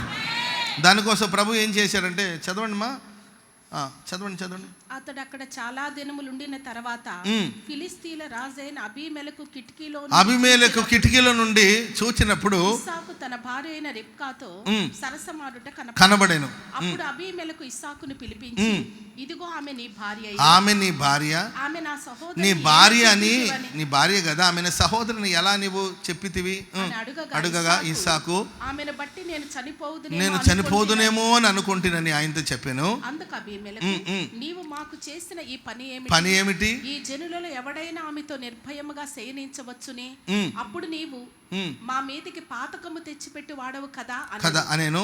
అబీమెలెకు ఈ మనుషుని జోలికి ఇతని భార్యకు జోలికైన ఎవరైనా వెళ్ళారనుకో నిశ్చయముగా మరణ శిక్ష పొందునని తన ప్రజలందరికీ ఆజ్ఞాపించాడు. చెప్పండి కూడా అందరూ గట్టిగా. హల్లెలూయా. రాజు చెప్తున్నాడు, ఈ మనిషి జోలికి కానీ ఇతని భార్య జోలికి కానీ ఎవడైనా వెళ్ళాడనుకో వాడు మరణ శిక్షకు పాత్రుడు. నిన్ను ముట్టినవాడు నా కన్ను గుడ్డును ముట్టినట్లు. చెప్పట్లు కూడా మొదలు గట్టిగా. నీ జోలికి ఇక ఎవడు రాడు ఆమె చెప్పడం గట్టిగా. నీ కుటుంబం జోలికి కానీ నీ పిల్లల జోలికి కానీ నీ జోలికి కానీ ఎవడు రాకుండానట్లు నా దేవుడు ఒక అద్భుతమైన వలయాన్ని నీ చుట్టూ ఏర్పరచబోతున్నాడు. నీ చుట్టూ ఒక వలయాన్ని దేవుడు ఏర్పాటు చేయబోతున్నాడు. నీ చుట్టూ ఒక ప్రాకారాన్ని దేవుడు ఏర్పాటు చేయబోతున్నాడు. నీ కుటుంబం చుట్టూ ఒక ప్రాకారాన్ని దేవుడు సిద్ధపరచబోతున్నాడు. గుడారాల పండుగ చుట్టూ దేవుడు ఒక వలయాన్ని దేవుడు ఏర్పాటు చేయబోతున్నాడు. ఈ పరిచర్య చుట్టూ ఒక వలయాన్ని దేవుడు ఏర్పాటు చేయబోతున్నాడు. ఈ పరిచర్య చుట్టూ దేవుడు కంచె వేయబోతున్నాడు. ఇక మీదట ఎవ్వడు నీ జోలికి రాడు. ఎవ్వడు నీ జోలికి రానివ్వడు ప్రభు. హల్లెలూయా. వచ్చాడా వాడు అయిపోయినట్లే. వచ్చిందా ఇంక అయిపోయిందే. స్తోత్రం చెప్పడం గట్టిగా. దేవుడు ఆజ్ఞాపించబోతున్నాడండి. అక్కడ ఇస్సాకు కోసం అబీమెలెకు రాజు ఆజ్ఞాపించాడు. మన కోసం మన రారాజైన యేసయ్య ఆజ్ఞాపించబోతున్నాడు. మన భయం ఆయనకు తెలుసు, మన బాధ ఆయనకు తెలుసు. నీ భయం ఆయనకు తెలుసు, నువ్వు దేనికి భయపడుతున్నావు ఆయనకు తెలుసు, నీ బాధ ఏంటో ఆయనకు తెలుసు. క్షణక్షణం భయపడి కలవరపడుతూ ఏమైపోతుందో ఏం సంభవిస్తుందో అని భయపడుతున్నావు కదా, ఆ భయం ఆయనకు తెలుసు. నీ బలహీనత ఆయనకు తెలుసు. భార్యకి పిల్లలకి ఏం చెప్పాలో అర్థం కాక నువ్వు తల్లడిల్లుతున్న స్థితి ఆయనకు తెలుసండి. ఇక ఎవ్వరు నీ జోలికి రాకుండా ప్రభు ఆజ్ఞాపించబోతున్నాడు. ఇది దేవునికి అనుగ్రహించబోతున్న సంరక్షణ. తిరుగులాడు సైన్యం ఉందమ్మా మాట ఎక్కడో. తిరుగులాడు సైన్యము నీ మీదకి రాకుండానట్లు నీ చుట్టూ దేవుడు ఒక దండుపేటను ఏర్పాటు చేయబోతున్నాడు. హల్లెలూయా. దారిలో పోయే ప్రతివాడు వస్తుంటాడు. అటు పోయేవాళ్ళు ఇటు వాళ్ళు వచ్చి ఒక మాట వేసి వెళ్ళడమే. మాటేగా మాటున ఉండి మాట వేస్తే పర్వాలేదు, చాటున ఉండి ఒక మాట వేస్తే పర్వాలేదు. అటు పోయేవాడు ఇటు వచ్చాడు ఏదో ఒకటి నచ్చింది మాట్లాడడం, అది మనల్ని ఎంత గాయపరుస్తుంది. ప్రైజ్ ది లార్డ్, హల్లెలూయా. నీ చుట్టూ దేవుడు ఒక దండు, ఒక బెటాలియన్ని దేవుడు ఏర్పాటు చేయబోతున్నాడు. ఒక గుంపు నీ కొరకు దేవుడు సిద్ధపరచబోతున్నాడు. నీ చుట్టూ ఒక ప్రాకారాన్ని దేవుడు ఏర్పాటు చేయబోతున్నాడు. నీ చుట్టూ ఒక మహిమ కలిగిన వలయాన్ని దేవుడు ఏర్పాటు చేయబోతున్నాడు. ఏ మాట రావాలన్నా ఆ వాటిని దాటుకుని నీ దగ్గరికి రావాలి అంటుంటారు లోకంలో. ఏది వచ్చినా అన్నా నన్ను దాటుకుని నీ దగ్గరికి రావాలంటుంటారు. Praise the lord. దేవుడు తన దూతలను అలా నియమించబోతున్నాడు. నీకోసం కొంతమందిని దేవుడు లేవనెత్తబోతున్నాడు. నిన్ను ప్రేమించే వాళ్ళని దేవుడు లేవనెత్తబోతున్నాడు. వాళ్ళు నీ పక్షాన నిలబడబోతున్నారు. దేవుడు నీ పక్షాన నిలబడబోతున్నాడు. దేవదూతలు నీ పక్షాన నిలబడబోతున్నారు. హల్లెలూయా, హల్లెలూయా. గార్డియన్ ఏంజల్ అంటారు కదండి, అంతేనా ఏంటండి? మిమ్మల్ని కాపాడే ఒక ఏంజల్, ఒక దూతలను దేవుడు ఏర్పాటు చేయబోతున్నాడు. నీ కుడివైపున ఒకరు, ఎడమ వైపున ఒకరు ఉండబోతున్నారు. Praise the Lord. నీ ముందు ఒక 100 మంది, నీ వెనకాల ఒక 100 మందిని దేవుడు నియమించబోతున్నాడు. దేవుని యొక్క సైన్యం నేను కాపాడబోతుంది. ఓ అద్భుతమైన సంరక్షణ ఈ మాసమంతా దేవుడు మీకు ఇవ్వబోతున్నాడు. ఏ ప్రమాదం జరగనివ్వడు. హల్లెలూయా, హల్లెలూయా. ఎందుకంటే నీవు ఆశీర్వాదాస్పదముగా ఉండాలి. దానికోసం దేవుడు చేసే సిద్ధపాటు ఇది. నువ్వు నీ రాబోయే కాలంలో నీవు ఆశీర్వాదాస్పదముగా ఉండాలంటే నీకు ఒక ప్రొటెక్షన్ కావాలి. నీ ద్వారా తప్పితాలు జరగకూడదు. నువ్వు ఐగుప్తుకు వెళ్ళకూడదు, పాపంలోకి వెళ్ళకూడదు, ఐగుప్తు అనుభవంలోకి వెళ్ళకూడదు. అట్లానే అబద్ధాలు చెప్పి లేనిపోని సమస్యలు తెచ్చుకోకూడదు. గతంలో ఒకవేళ అలాంటి పొరపాట్లు జరుగుంటే దాన్ని దేవుడు సరి చేయబోతున్నాడు. దేవుడు సరి చేయబోతున్నాడు. నీ బలహీనత నుండి నేను వెలుపడికి దేవుడు తీసుకురాబోతున్నాడు. ఒక దండు పెట్టిన ప్రభు ఏర్పాటు చేయబోతున్నాడు. సరే, ఇంకొక చిన్న మాట చెప్తాను తర్వాత. ఆదికాండం 26వ అధ్యాయం 11వ వచనం. 26, 11, 26, 11. ఈ మనుషుని జోలికైనను చదవండి. ఇతని భార్య జోలికైనను వెళ్ళువాడు నిశ్చయంగా మరణశిక్ష పొందునని తన ప్రజలకందరికి ఆజ్ఞాపింపగా ఇస్సాకు ఆ దేశమందున్న వాడే. 12వ వచనం. ఇస్సాకు ఆ దేశమందున్నవాడే విత్తనం వేసి ఆ సంవత్సరమున 100 ఫలము పొందెను. యెహోవా అతని ఆశీర్వదించెను గనుక ఆ మనుషుడు గొప్పవాడయ్యెను. అతడు మిక్కిలి గొప్పవాడగు వరకు క్రమక్రమంగా అభివృద్ధి పొందుచు వచ్చెను. అతనికి గొర్రెల ఆస్తియు గొడ్ల ఆస్తియు దాసులు గొప్ప సమూహమును కలిగినందున ఫిలిష్తీయులు అతని యందు అసూయపడిరి. అతని తండ్రి అయిన అబ్రహాము దినములలో అతని తండ్రి దాసులు త్రవ్విన బావులన్నిటిని ఫిలిష్తీయులు మన్ను పోసి పూడ్చివేశారు. అబీమెలెకు నీవు మాకంటే బహుబలము గలవాడవు గనుక మా ఎదురు నుండి వెళ్ళిపోమని ఇస్సాకు. నువ్వు మాకంటే బహుబలము గలవాడవు. స్తోత్రం చెప్పండి అందరు గట్టి. హల్లెలూయా. దేశం ఎవరిదండి? వాళ్ళది. అక్కడికి వచ్చి అయ్యగారు విత్తనాలు వేసి పంటలు పండించాడు. 100 ఫలం వచ్చింది. ఆ దేశపు వాళ్ళు వచ్చి అంటున్నారు, బాబు ఎవడవయ్యా నీవు, అసలు నీవు మాకన్నా బలము గలవాడుగా మారిపోయావే, నీవు ఇక్కడ క్లర్క్గా చేరావు, నువ్వు ఒక క్లర్క్గా వచ్చావు, ఇక్కడ నువ్వు మాకన్నా బహుబలము గల. నేను మొన్న రీసెంట్గా కూడా అంటే యూత్ మీటింగ్లో చెప్పాను. భర్త ఎవరండి? కానిస్టేబుల్. ఇది మన ఇండియాలో జరిగింది, నార్త్ ఇండియాలో జరిగింది న్యూస్ నేను విన్నాను. భర్త కానిస్టేబుల్ అయితే భార్య 10th క్లాస్ పాస్ అయింది. కొంతమంది తొందరగా పెళ్ళిళ్ళు చేసేస్తారు కదండి. నార్త్ ఇండియాలో త్వరగా ఆడపిల్లలు పెళ్ళిళ్ళు చేసేస్తారు, లేనిపోని సమస్యలు ఎందుకని. 10th క్లాస్ అంటే ఒక 16 years ఉంటుందా? 16 years అమ్మాయికి కానిస్టేబుల్కి ఇచ్చి గవర్నమెంట్ జాబ్ కదని పెళ్లి చేసేసారు. పెళ్లి చేసుకున్న తర్వాత ఆ పాప అనింది, ఏమండి నాకు చదవాలని ఇంట్రెస్ట్ ఉందని. అంటే భర్త ఓకే ఇలా ఖాళీగానే ఉంటున్నావుగా చదువుకోమని చెప్తే పాప ఇంట్లోనే పుస్తకాలు అవన్నీ తీసుకొస్తే అలా చదివి ఇంటర్ పాస్ అయ్యి ఆ తర్వాత డిగ్రీ పాస్ అయ్యి అలా చదువుకొని ఎగ్జామ్స్ అవన్నీ రాసి ఆ ఎగ్జామ్స్లో పాస్ అయ్యి ఏ పోలీస్ స్టేషన్లో భర్త కానిస్టేబుల్గా ఉన్నాడో ఆ స్టేషన్కి ఆ జిల్లాకి ఆమె డిఎస్పీగా వచ్చింది. చెప్పండి కూడా మొదలు కట్టి. హల్లెలూయా.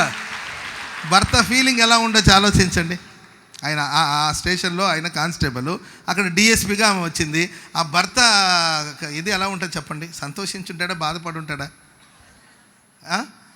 ఖచ్చితంగా సంతోషిస్తాడు. ఎందుకంటే ఆమె అభివృద్ధి వెనకాల భర్త ఉన్నాడు. ఎల్లప్పుడూ ఒక పురుషుని వెనకాల విజయం వెనకాల స్త్రీ ఉండడమే కాదు, ఒక స్త్రీ విజయం వెనక కూడా పురుషుడు ఉండాలి.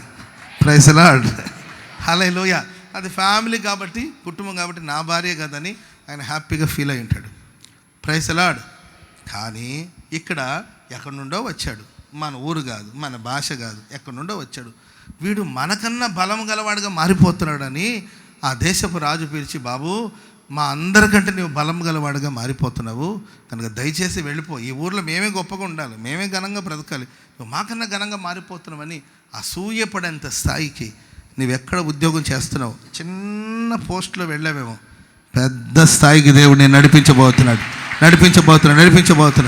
చిన్న బడ్డీ కొట్టు పెట్టావేమో, ఇప్పుడు బలమైన జనముగా ప్రభు నిన్ను మార్చబోతున్నాడు. హల్లెలూయా. చిన్న ఏదైనా కానీ బిగినింగ్, ప్రారంభం అనేది చిన్నగానే ప్రారంభించబడుతుంది. దేవుడు క్రమక్రమంగా ఆశీర్వదించి అక్కడ 2 ప్రాముఖ్యమైన విషయం చూస్తాం. అది ఏ ప్రాంతం అంటే గెరారు అనే ప్రాంతం. ఏ ప్రాంతం అది? ఆ గెరారు అనే ప్రాంతం చాలా డ్రైగా ఉంటుంది, ఎండిపోయిన నేల. అది ఏ నేల అండి? చెప్పాలి, ఏ నేల అండి? లోకం ఏదో అంటున్నారు, ఆడలేక ఏం చెప్పయ్యా, మద్దల మీద అంటే డోలాక్ మీద పడ్డారంట. ఆడవా తల్లి అంటే ఏడ ఆడేది వాళ్ళు సరిగ్గా వాయిస్తేగా, పాడవా తల్లి అంటే ఏం పాడేది వాళ్ళు సరిగ్గా వాయిస్తేనేగా అని అంటారు కదండి. కొంతమంది సాకులు చెప్తూ ఉంటారు, ఏంటమ్మా చదువుకోవట్లేదంటే కరెంటు పోతుందన్నా. ఊరికే కరెంటుకి చదువుకి ఏం సంబంధం చెప్పండి? Praise the lord. చదువుకోవాలనుకుంటే ఖచ్చితంగా. Praise the lord. అలెగ్జాండర్ ఉన్నాడు కదండి, ప్రపంచాన్ని స్వాధీనపరుచుకున్న పెద్ద రాజు అలెగ్జాండర్ రాజు దగ్గరికి జనాలు కొంతమంది అలెగ్జాండర్ని దాటుకుంటూ వెళుతూ ఉన్నారంట. వినండి, అలెగ్జాండర్ గారిని దాటుకుంటూ వెళ్ళిపోతున్నారంట.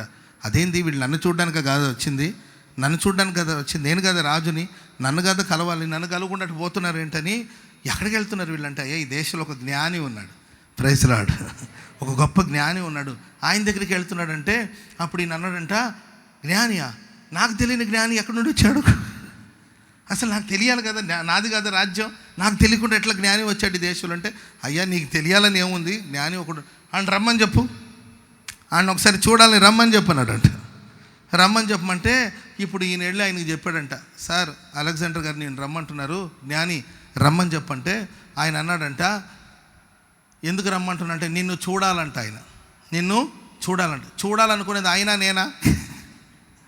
నన్ను చూడాలని ఆలోచన వచ్చింది, ఆయన నేను చూడాలనుకున్నానా, నన్ను ఆయన చూడాలనుకున్నాడంటే నిన్నే ఆయన చూడాలనుకున్నట్టే, మరి చూడాలనుకుంటే ఆయనే రావాలిగా, నేను ఎందుకు రావాలి? చదువుకి జ్ఞానానికి ఉన్న బలం చూడండి. కొండ మీద ఉన్న కోతి అయినా దిగి రావాలి, అంతే. సింహాసనం మీద రాజు అయినా దిగి రావాలి నీకోసం. ఆమె చెప్పండి గట్టిగా. అప్పుడు వచ్చి అలెగ్జాండర్ గారు గడగడగడ వణుకుతూ ఆయన చెప్పాడండి, ఆ సేనాధిపతి వచ్చాడు, సార్ నిన్నే రమ్మంటూ, ఎవడరా వాడు ఎవడ నన్ను రమ్మంటాడంటే, మరి చూడాలనుకుంది మీరే కాబట్టి మీరే రావాలంట అని చెప్తే అప్పుడు ఆయన చూడడానికి వెళ్తే సూర్యుని వెలుగులో ఒక చిన్న పూరి గుడిసె అయింది. పెద్ద బంగ్లా ఏం కాదు, చిన్న పూరి గుడిసెలో సూర్యుని వెలుతురులో ఆ గుడిసెలో కొంచెం వెలుతురు పడుతుంది. ఆ వెలుతురులో ఒక పెద్ద గ్రంథాన్ని తెరిచి చదువుతూ ఉన్నాడండి. పెద్ద గ్రంథాన్ని చదువుతూ ఉంటే అప్పుడు ఆయన వచ్చి, అయ్యా జనమంతా నిన్ను చూడడానికి గుంపులు వస్తున్నారు. Praise the lord. రాజు నేను, రాజ్యాన్ని జయించింది నేను, సామ్రాజ్యాన్ని సంపాదించింది నేను, ప్రపంచానంతా గెలిచింది నేను, నన్ను చూడడానికి ఎవడు రావట్లేదు, నీ దగ్గరికి గుంపులుగా ప్రజలు వస్తున్నారు. ఎందుకంటే ఆయన అన్నాడు, అయ్యా నీ పరిపాలన, నీవు శవాల మీద రాజ్యాలు కట్టాడు, మనుషుల ప్రాణాలు తీసి రాజ్యాన్ని సంపాదించుకొని దేశాన్ని డెవలప్ చేసుకుంటూ వెళ్ళావు. నీ పరిపాలన, నీ రాజ్యం ప్రాణాలు తీసుకుంటూ వెళుతుంది, కానీ నా పరిపాలన మనుషులకు ప్రాణాన్ని పోస్తూ ఉంది. నా బోధ, నా జ్ఞానము, నా ఉపదేశం మనుషులు బ్రతికిస్తుంది కనుక నిన్ను చూస్తే పారిపోతున్నారు, నన్ను చూస్తే రావాలని అనుకుంటున్నారు. చెప్పలు కూడా మొదలు గట్టిగా. అమ్మా చదవాలనే ఆశ నీకుంటే వెన్నెల్లో కూర్చొనైనా చదువుతాం, చిన్న దీపాలు వెలిగించుకునైనా చదువుతాం. ఆమె చెప్పండి గట్టిగా. బ్రతకాలని ఆశ ఉంటే, మంచిగా జీవించాలని ఆశ ఉంటే, ప్రయాసపడాలని మనసు ఉంటే, ఏమీ లేని చోటైనా ఏదైనా చేయడానికి ప్రభు నీకు సహాయం చేస్తాడు. ఆశ లేని వాడిని దేవుడు కూడా ఆశీర్వదించలేడు. ఇప్పుడు నేను మిమ్మల్ని ఆశీర్వాదాస్పదముగా ఉండబోతున్నాను అన్నాను అనుకోండి, కొంతమంది అంటున్నారు. అర్థమైందండి? ఎప్పుడు ఇదేగా అంటూ నీవు ఆడే ఉంటావు. ఇదే నా మాట. Praise the lord.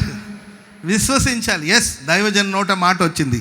ఆమేన్, ఆమేన్, ఆమేన్. దేవుడు నెరవేర్చబోతున్నాడు. ఆశీర్వాదాస్పదముగా ప్రభు మమ్మను మార్చబోతున్నాడు. నమ్మాలి. ఆమేన్, హల్లెలూయా. ప్రేమైన వర్లరా, అది గెరారు ఎలాంటి ప్రాంతం అంటే డ్రై ల్యాండ్ అనమాట. కఠినంగా ఉంటుంది ఆ నేల, గట్టి నేల, రాతి నేల. అది రాతి నేల, గట్టి నేల. అక్కడ వ్యవసాయం చేయడానికి ఏమైనా అనుకూలంగా ఉందంటే లేదు, అనుకూలంగా లేదు. ఆ భూమి మంచిది అయితే సరే, భూమి మంచిది కాదు. ఏమా చదువుకుంటారు, బాగా చదవాలని ఉంది కానీ మా టీచర్ సరిగ్గా చెప్పట్లే. మా టీచర్ గారి చదవట్లేదు, ఆమెకు భూతద్దాలు కాబట్టి ఆమె ఏం చెప్తుంది నాకు అర్థం కావట్లేదు. ఆమె భాష బాగలేదండి, అందుకొరకు నాకు అర్థం కావట్లేదు. ఇలా సాకులు చెప్పుకుంటున్నాడు. ఇస్సాకుకి ఇవ్వబడిన నేల అది మంచి నేల ఏం కాదు, అది సారవంతమైన భూమి ఏం కాదు, అది సారవంతమైన భూమి కాదండి. అదంతా డ్రై ల్యాండ్ అనమాట, రాతి నేల. అక్కడ ఏ విత్తనాలు మొలవు, ఏ మొలకలు మొలవు, అలాంటి డ్రై ల్యాండ్. ప్లస్ కరువు ఉంది దేశంలో. నేల సహకరించట్లేదు, కాలము సహకరించట్లేదు. Praise the lord.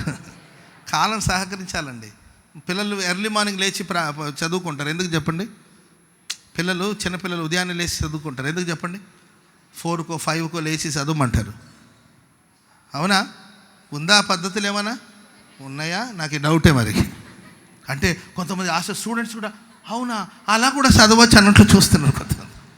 Early morning ఎందుకు చదువుతుందంటే క్లైమేట్ బాగుంటుంది, వాతావరణం క్లియర్గా ఉంటుంది, డిస్టర్బెన్స్ ఉండదు. ఆమె మామూలు ఎప్పుడు చదువుతున్నప్పుడు అమ్మ ఊరికే వస్తుంది, డోర్ టై అదేస్తుంది. ఏమ్మా అంటే చదువుతున్నావా అని మరి టీ అని. దీనికే సగం కాన్సన్ట్రేషన్ పోతుంది. కాన్సన్ట్రేషన్తో మనం చదువుతూ ఉంటామా, అమ్మ వచ్చేసి టకటక తలుపులు వేసుకుని టకటకటక అంటారు, వెంటనే కాన్సన్ట్రేషన్ పోతుంది.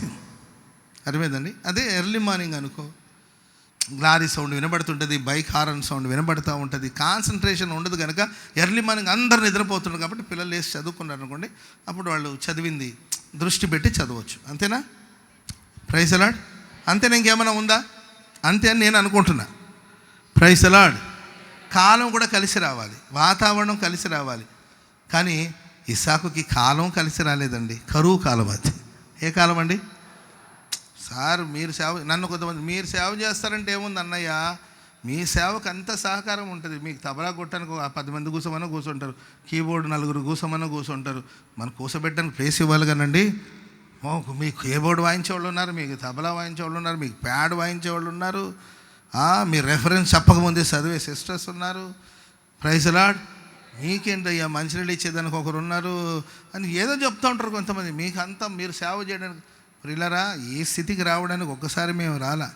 నేను భుజాల మీద బాక్సులు మోసుకొని వెళ్ళిన రోజులు ఉన్నాయి. Praise the Lord. హల్లెలూయా. రిక్షాల మీద ఏంటండి, రిక్షా మీద సామాన్లను వేసుకొని రిక్షాలు లాక్కొని వెళ్ళిన రోజులు ఉన్నాయి. సైకిల్ తొక్కుని కిలోమీటర్లు ప్రయాణం చేసిన అనుభవాలు ఉన్నాయి మాకు. Praise the Lord. హల్లెలూయా.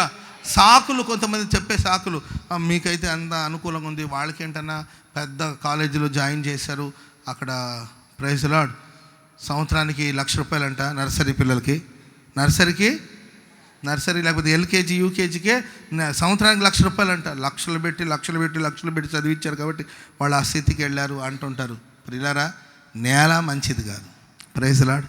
మా పేరెంట్స్ అడిగిన పుస్తకాలు కూడా మాకు కొనివ్వరు. అదెందుకు ఇదెందుకు అంటూ ఉంటారు. మంచి యూనిఫామ్ లేదు, మంచి షూ లేదు, మంచి ఏంటండి వాహనాలు మాకు బస్సులు లేవు, లేకపోతే మాకు పలానా వసతులు లేవని కొంతమంది సాకులు చెప్తారు. ఇస్సాకుకి నేల అనుకూలంగా లేదు, కాలము అనుకూలంగా లేదు. అది కరువు కాలం. Praise the lord. కరువు అంటే సరిగా వర్షం లేదు, ఆ నేల మంచిది కాదు. ప్రతికూలమైన పరిస్థితిలో ఇస్సాకు ఆ దేశమందున్నవాడే విత్తనం వేస్తే అది 100 పండిందంట. చప్పట్లు కూడా మొదలు గట్టిగా హల్లెలూయా. 100 పండడం అంటే ఎట్లా చెప్పండి? 100 100% 100 పండింది అంటే దాని అర్థం నేను చెప్తానండి. ఒక ఎకరానికి 10 బస్తాలు. మన ఊరికి ఒక క్యాలిక్యులేషన్, వడ్లు కానీ ఏదైనా కానీ దాన్ని ఒక ఎకరానికి 10 బస్తాలు. ఆ 10 బస్తాలు 100 అంటే ఎన్ని బస్తాలు అవుతుంది? సరిగా చెప్పాలి. అంటే ఎట్లా క్లారిటీగా చెప్పండి, నాకు అర్థం అవ్వట్లే అన్న. ఎవరైనా ఒకరు చెప్పండి అమ్మా, క్యాలిక్యులేట్ చేయండి. ఎకరానికి ఒక బస్తా, ఒక 10 బస్తాలు, 10 × 100 = ఎంత? అంటే అందరూ 10 బస్తాలు పండిస్తే ఇస్సాకు 1000 బస్తాలు పండిస్తాడు. చెప్పండి కూడా గట్టిగా గట్టిగా హల్లెలూయా చెప్పండి, గట్టిగా హల్లెలూయా. అందరూ 10 బస్తాలు, అది 1% అంటే 10 బస్తాలు, ఒక ఎకరానికి 10 బస్తాలు. ఈయన అదే కరువులో, అదే ఎండిన నేలలో 100 బస్తాలు, ప్రైజ్ ది లార్డ్, 1000 బస్తాలు పండించేటట్లు నీ సమకాలికలందరికంటే ఎక్కువగా ప్రభు నేను ఆశీర్వదించబోతున్నాను. ఆమేన్ చెప్పండి అందరూ గట్టిగా హల్లెలూయా. అందరూ 10 రూపాయలు సంపాదించే చోట నువ్వు 1000 రూపాయలు సంపాదించబోతున్నావు. ఆమేన్ చెప్పండి అందరూ గట్టిగా. అందరూ 10 రూపాయలు సంపాదించబోతున్నారు అదే స్థలంలో. అరే ఈ పనికి 10 రూపాయలే కదా, 10 రూపాయల పనులు వాళ్ళు చేసేది, కానీ నీవు చేసే పని 1000 రూపాయల పనులు. 100 దేవుడిని అభివృద్ధి పరిచిపోతున్నాడు. ఆమేన్. ఆ తర్వాత ఆయనకి గొర్రెల మందలు, ఆ తర్వాత గొడ్ల ఆస్తి, గొర్రెల ఆస్తి, గొడ్ల ఆస్తి, దాసులు, గొప్ప సమూహం. ఆమేన్ చెప్పండి గట్టిగా. ఈ ఇస్సాకు ఆస్తిని దేని ద్వారా కనపరిచాడు దేవుడు అక్కడ? గొర్రెల ఆస్తి, ఎడ్ల ఆస్తి, ఆ తర్వాత దాసులు, బహుజన సమూహం, దాసుల బహుజన సమూహం, విస్తారమైన జనసమూహం, గొడ్ల ఆస్తి. Praise the Lord. వెండి ఎంత ఉంది ఇస్సాకు దగ్గర? ఉందమ్మా అక్కడ? బంగారం ఎంత ఉంది? వజ్రాలు ఏమైనా ఉన్నాయా? గెరారులో లేకపోతే ఫిలిస్తీయులు, తలలు పైకెత్తి వినండి, ఫిలిస్తీయులు ఒక వ్యక్తిని ఆస్తిపరుడుగా ఎప్పుడు చూస్తారు? ఒకని రిచ్నెస్, ఒక ఐశ్వర్యాన్ని దేన్ని బట్టి చూస్తారంటే వాళ్ళకున్న గొర్రెల మందను బట్టి, వాళ్ళకున్న ఎడ్ల మందను బట్టి, ఆ తర్వాత వాళ్ళకున్న జనసమూహాన్ని బట్టి. వాళ్ళు ఆ దేశపు కల్చర్ ఏంటంటే వాళ్ళకున్న గొర్రెల మందను బట్టి, వాళ్ళ పొలాలను బట్టి, వాళ్ళకు వచ్చే పంటలను బట్టి, వాళ్ళకున్న మనుషులను బట్టి వాళ్ళ ఆస్తిని అంచనా వేస్తారు. స్తోత్రం చెప్పండి గట్టిగా. మన ఊర్లో ఎవరిని ఆస్తిపరులు అంటారు చెప్పండి? మన ఆంధ్రాలో ఒక ఆస్తిపరుడు అంటే దేన్ని బట్టి? తమిళనాడులో అయితే ఎంత బంగారం ఉంటుందో అంత గొప్పోళ్ళు. అందుకే తమిళనాడులో కొన్ని ఏరియాలు చూడండి, అసలు మనిషి ఏమో నల్లగా ఉంటుందండి, ఒంటి నిండా బంగారం, తల మొదలుకుంటే కాళ్ళు దాకా అర్థమైందంటే ఒక దేవత ప్రతిరూపంలాగా ఉంటుంది అనమాట. పెళ్లి కూతురు ఎన్ని బంగారం ఉంటే మొత్తం ఏలాడి తీసుంటారు. వాళ్ళ చెవులకి కమ్ములు వేసుకుంటారు కదండి, ఆ చెవులు కూడా పెద్ద హోల్ పడిపోయి ఉంటుంది, అంతే ఇక్కడ ఏలాడుతూ ఉంటుంది ముసలోళ్ళకి. అంటే వాళ్ళ బంగారం వేసుకుంటామో ఇంత బంగారం ఉందో వీళ్ళకని, ఆ బంగారాన్ని బట్టి వాళ్ళ రిచ్నెస్ని, వాళ్ళ సంపదని, వాళ్ళ ఆస్తిని క్యాలిక్యులేట్ చేస్తారు. Praise the lord. అరబ్ కంట్రీస్లో వాళ్ళ ఆస్తి దేన్ని బట్టి అంచనా వేస్తారు నాన్న? అరబ్ కంట్రీస్లో దుబాయ్ అటండి, వాళ్ళకున్న పెట్రోల్ బావులను బట్టి, అమ్మో ఇన్ని బావులు, ఆయిల్ బావులు వీళ్ళకి ఇన్ని ఉన్నాయి, దాన్ని బట్టి వాళ్ళ ఆస్తిని క్యాలిక్యులేట్ చేస్తారు. Praise the Lord. మన ఊర్లో మేబీ నేను అనుకుంటాను మనకున్న పొలాలను బట్టి, అమ్మో 100 ఎకరాల భూ ఆసామి అంట, 100 ఎకరాలు, 200 ఎకరాలు ఉన్నాయంట, 300 అది పండుతుందో లేదో తర్వాత సంగతి. అమ్మో 300 ఎకరాలు అంట వాళ్ళకి, 400 ఎకరాలు అంట, భూమిని బట్టి కొందరిని. Praise the Lord. ఇంకొంతమంది వాళ్ళకున్న జాబ్, వాళ్ళ ఇంట్లో అందరు గవర్నమెంట్ ఎంప్లాయీసే. ఏ ఎంప్లాయీస్ అండి? తల్లికి జాబు, ఆయనకి జాబు, ఆడు పెద్ద కొడుకు గవర్నమెంట్ జాబ్ కొట్టేశారు, ఆ చిన్నపిల్ల పెద్ద జాబ్ కొట్టేసింది, ఆ ముచ్చది ముంగిసి ముత్తి వేసుకుని ఉంటుంది కదా దానికి పెద్ద జాబ్ వచ్చేసింది. అంటే వాళ్ళ రిచ్నెస్ అంతా కూడా వాళ్ళు చేసే జాబ్స్ని బట్టి. ఇంకొంతమంది అమ్మో ప్రైజ్ ది లార్డ్, ఆయనేమో చేపల బిజినెస్ చేస్తాడు, ఈమెమో రొయ్యల బిజినెస్ చేస్తుంది. Praise the Lord. వాళ్ళు పెద్దోడేమో పీతల బిజినెస్. Praise the lord. ఇక అంతా ఫిష్ మార్కెట్ అంతా వాళ్ళదే, ఆ కొట్టు వాళ్ళది, ఈ కొట్టు వాళ్ళది, ఆ కొట్టు వాళ్ళది, ఈ చివరి నుండి ఆ చివరి దాకా బిజినెస్ పరంగా రిచ్నెస్ అనమాట. Praise the Lord. దాన్ని బట్టి వాళ్ళు క్యాలిక్యులేట్ చేస్తారు. ఆ తర్వాత ఇంకొంతమంది ఏమో వాడికేమో ఫలానా కారు ఉంది, వీడికేమో ఈ కారు ఉంది, వాళ్ళ ఇంటి ముందు 6 కార్లు ఉన్నాయి. కార్లను బట్టి మరి పెట్రోల్ పోసుకునే స్తోమత ఉందో లేదో తర్వాత సంగతి, కానీ ఏంటంటే 6 కార్లు ఉన్నాయి. కార్ను బట్టి వాళ్ళని రిచ్గా చూస్తూ ఉంటారు. ప్రియులారా, ప్రపంచం దేన్ని బట్టి మనల్ని ఆస్తిపరులుగా చూస్తారో ఆ ఆస్తిని దేవుడు మీకు అనుగ్రహించబోతున్నాడు. మిక్కిలి గొప్ప ఆస్తిని దేవుడు ఇవ్వబోతున్నాడు. హల్లెలూయా చెప్పండి గట్టిగా, హల్లెలూయా. నీ ప్రయత్నాలు దేవుడు ఫలింపజేస్తాడు. నీవు అనుకూలంగా లేకపోయినా, ప్రతికూలంగా ఉన్న, నేల మంచిది కాకపోయినా, వాతావరణం బాగలేకపోయినా, అన్ని వాతావరణంలో నూరంతలుగా పంటను దేవునికి అనుగ్రహించబోతున్నాడు. నీ చిన్న ప్రయాసానికి గొప్ప ఆశీర్వాదం దేవుడు ఇవ్వబోతున్నాడు. దేన్ని బట్టి నేను రిచ్గా చూస్తారో మనుషులు, ఆ రిచ్నెస్ని దేవునికి ఇవ్వబోతున్నాడు. ఒకవేళ పొలాలు ఉంటేనే ఆస్తి పనులు అనుకుంటే రాసుకోండి, ఎకరాలు పొలాలు దేవుడు మీకు ఇవ్వబోతున్నాడు. ఆమె నన్న వాళ్ళకి దేవుడు సొంతం చేయబోతున్నాడు. హల్లెలూయా. బంగారాన్ని బట్టి, వెండిని బట్టి, వజ్రాలను బట్టి మీరు ఐశ్వర్యవంతులుగా చూడగలిగితే లోకం ఆ వెండి, బంగార, వజ్రాన్ని దేవుడు మీకు అనుగ్రహించబోతున్నాడు. హల్లెలూయా. ఉద్యోగాలను బట్టి ప్రజలు నిన్ను గొప్పవాడిగా చూడాలని అనుకుంటే ఆ ఉద్యోగాలను దేవుడు నీకు అనుగ్రహించబోతున్నాడు. నువ్వు చేసే వ్యాపారాన్ని బట్టి మిమ్మల్ని ఆస్తిపరులుగా చూడగలిగితే గొప్ప గొప్ప వ్యాపారాల దేవుడు మీ వైపు త్రిప్పబోతూ ఉన్నాడు. జనముల ఐశ్వర్యాన్ని దేవుడు మీ ఎదుగు తీసుకురాబోతున్నాడు. హల్లెలూయా. విస్తారంగా జనాలు వస్తేనే ఆశీర్వాదం అని మనుషులు భావించగలిగితే ఖచ్చితంగా దేవుడు మనకి ఇప్పుడున్న ఈ జన సమూహానికన్నా విస్తారమైన జన సమూహాన్ని దేవుడు రప్పించబోతున్నాడు. చప్పట్లు కొడుతూ గట్టిగా హల్లెలూయా, హల్లెలూయా. మనుషులుంటేనే అది రిచ్నెస్ అని భావించగలిగితే నీ చుట్టూ వందల మంది తిరిగేటట్లుగా ప్రభు చేయబోతున్నాడు. వేల సంఖ్యల ప్రజలు నీ చుట్టూ తిరిగేటట్లుగా ప్రభు చేయబోతున్నాడు. ఆమేన్. హల్లెలూయా. నాకు ఒక అన్న సాక్ష్యం చెప్పారు. ఒకప్పుడు అన్న ఇదే ఊరిలో కొంతమంది మా కులాన్ని బట్టి కావచ్చు, మా స్థాయిని బట్టి కావచ్చు, నన్ను చిన్న చూపు చూసేవాడన్నా. కానీ ఈ మధ్యకాలంలో దేవుడు నాకు ఒక మంచి అధికారాన్ని ప్రసాదించారు. ఒక మంచి అధికారాన్ని ఆయనకి దేవుడు అనుగ్రహించారు. అన్న ఇచ్చిన సాక్ష్యం, ఆ బ్రదర్ ఇచ్చిన సాక్ష్యం, అధికారాన్ని బట్టి ఇప్పుడు పెద్దవాళ్ళ దగ్గరికి, రాజకీయ నాయకుల దగ్గరికి వెళితే ఆయన వచ్చాడు. ఏది నన్ను చిన్న చూపు చూసినవాడు వచ్చాడు, నేను వెళ్ళాను. ఆయన వెళ్ళి ఏదో రిక్వెస్ట్ చేసుకున్నాడు. ఆయన అన్నాడు, ఈ బ్రదర్ కానీ హామీ ఇస్తేనే కానీ నేను ఈ పని మీకు చేయలేను. Praise the Lord. ఒకప్పుడు వాళ్ళు నన్ను చిన్న చూపు చూశారు. ఇప్పుడు నేను ఓకే అంటే కానీ అది వాళ్ళకి శాంక్షన్ అవ్వదంట. కాబట్టి మీరు ఆయన్ని సంప్రదించండి, ఆయనతో మాట్లాడుకోండి. ఆయన ఓకే అనుకుంటే వెంటనే నేను సంతకం పెడతాను. Praise the Lord. నాకు ఆ సాక్ష్యం విని చాలా సంతోషం అనిపించింది. నిజమే, మనల్ని నిరాకరించిన వాళ్ళు, మనల్ని తృణీకరించిన వాళ్ళు, మనల్ని చిన్న చూపు చూసిన వాళ్ళు ముందు మన తల పైకి ఎత్తబడేటట్లుగా ప్రభు చేయబోతున్నాడు. అది అధికారం అయితే అధికారాన్ని దేవుడు మీకు ఇవ్వబోతున్నాడు. Praise the Lord. రాజకీయంలో ఉన్నవాళ్లే పెద్ద తలగా ఉంటారు, అదే ఆస్తి అనుకుంటే దేశం యొక్క ఉన్నత స్థలాల మీద దేవుడు మిమ్మల్ని ఎక్కించబోతున్నాడు. తలగా ప్రభు నియమించబోతున్నాడు. డబ్బుంటేనే వాళ్ళ ఆస్తి పరులు అని మనుషులు మిమ్మల్ని చూడగలిగితే ఆ ధన సమృద్ధిని దేవుడు మీకు అనుగ్రహించును గాక. ఆరోగ్యంగా ఉంటేనే దాన్ని గొప్పదనంగా చూడగలిగితే ఆరోగ్యాన్ని ప్రభు నీకు అనుగ్రహించును గాక. హల్లెలూయా. దేవుడు నేను ఆశీర్వదించుగాక. నేను ఆశీర్వాదాస్పదముగా ప్రభు ఉంచబోతున్నాను. చెప్పండి గట్టి హల్లెలూయా.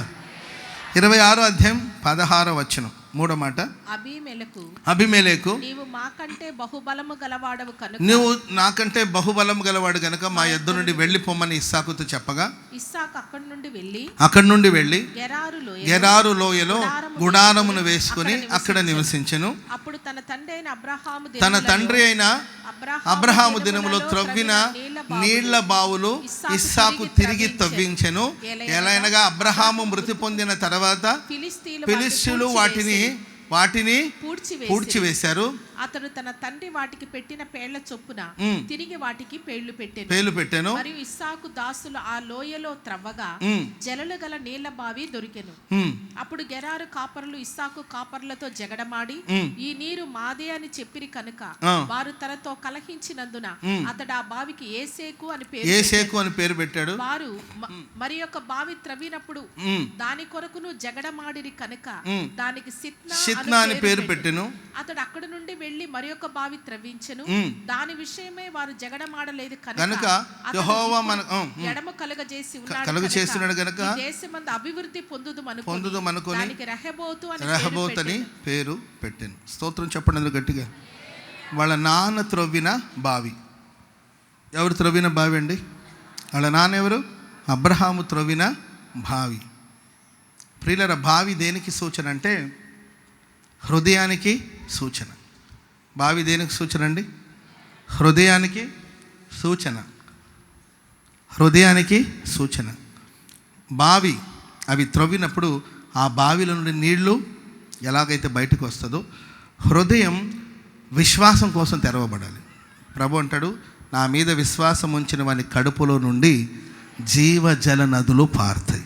స్తోత్రం చెప్పడానికి గట్టిగా. హృదయం తెరవబడాలి. ప్రభు కోసం, దైవ కార్యాల కోసం హృదయం తెరవబడాలి. హృదయం తెరవబడిన పరిచయం వాళ్ళ నాన్న చేశాడు. దేవుని వాక్యం బోధించబడుతుండగా లూదియా హృదయము చెప్పాలి. వాక్యం చెప్తున్నప్పుడు ఏం తెరవబడాలి? వాక్యం చెప్తున్నప్పుడు ఏం తెరవబడాలండి? హృదయం తెరవబడాలి. అప్పుడే ఆ వాక్యం లోపలికి వెళ్ళి లోపల ఆ వాక్యం క్రియ చేసి వెంటనే ఆమె రక్షించబడింది. విశ్వసించిన వాని కడుపులో నుండి, హృదయంలో నుండి జీవజల నదులు ఉబుకుతాయి. తెరవబడిన పరిచర్య, హృదయం తెరవబడిన పరిచర్య వాళ్ళ నాన్న చేసి వెళ్ళాడు. శత్రులు వచ్చి అక్కడ పూడ్చి వేశారని ఉంటుంది. కొన్ని ట్రాన్స్లేషన్లో మన్ను పోసి పూడ్చి చేశారంట. ఏం పోసి పూడ్చి చేశారండి? రాళ్ళు రప్పలన్నీ పోయలేదండి, మన్ను పోసి.